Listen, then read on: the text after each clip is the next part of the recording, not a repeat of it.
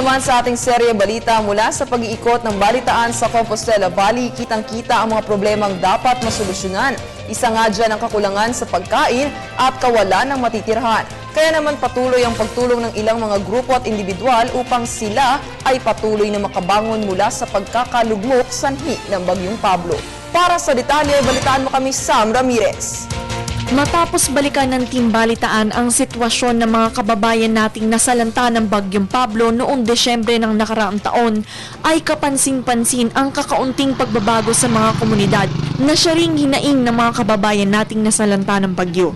Matapos ang 3 buwan ay binalikan natin ang Barangay Andap dito Bataan, Compostela Valley, kung saan masasabi natin na ito yung sentro ng pinsala ng Bagyong Pablo noong December 4, 2012. At dati raw, dito sa kinatatayuan ko ay may detachment ng mga sundalo. Doon naman sa di kalayuan ay makikita tayong isang resort na pinagdadausan ng iba't ibang aktibidades at kompetisyon. Dito naman ay may kapilya at barangay hall. At ngayon naman nakikita nyo na puro bato na lang yung natira. At dito sa may bungad ay may makikita tayong isang pader na nagsisilbing alaala sa ilan sa mga namatay at mga nawawala. Sa taas ay may makikita tayong salitang Mandaya na ang ibig sabihin ay pag-alaala sa mga nasalanta ng Bagyong Pablo. Ngunit sa kabila ng unos ay may liwanag din na makikita dahil patuloy pa din ang pagtulong ng iba't ibang grupo sa mga nasalanta ng Bagyong Pablo. Isa na dito ang Philippine Navy na sa umpisa pa man ay naglaan na ng kanilang oras at kakayahan para maisagawa ang mga search and rescue operations matapos agad ang bagyo. The towns of Katiil, Baganga, and Boston in Davao Oriental were one of the hardest hit. And so we deployed ships to be able to bring relief goods to the area, to be able to bring relief workers.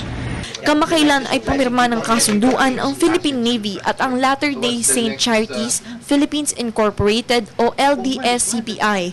Ito ay pinirmahan ni Benson Mesalucha, Philippine Area Welfare Manager at miyembro ng Board of Trustees ng LDS-CPI, at ni Vice Admiral Jose Luis Alano ng Flag Officer in Command Philippine Navy. Nakasaad sa kasunduan na magtutulungan ang dalawang grupo para sa Project Pagbangon, isang rehabilitation project para sa mga biktima ng Bagyong Pablo. Layunin nilang makapagbigay ng pansamantalang tirahan sa pamamagitan ng paggawa ng isang multi-purpose covered court shelter sa Davao Oriental. Philippine Navy thought up of having a multi-purpose evacuation center. It will serve as an evacuation center while there are still homeless, while there are still refugees, because it will really take time to rehabilitate, to build the houses again. And this center, after you have already housed the homeless, can now be used as a multi-purpose center. And the Navy is providing the admin costs and the labor. So our construction brigade is there. And we have elements also from the Philippine Marines in the area and the Philippine Navy who came from other units who are also helping there. The community is helping, the local government is helping. Kasalukuyang nagtatayo ng mga tirahan sa Katiil at may mga pinaplanong paggawa din sa Baganga. Inaasahang matatapos ang mga ito sa ika-23 ng Abril. Di naman naging hadlang ang relihiyon upang tumulong sa tao. So we help people across religions, across race. We don't care about the political structure, but we do work with any organization that helps and brings relief to the poor and the needy.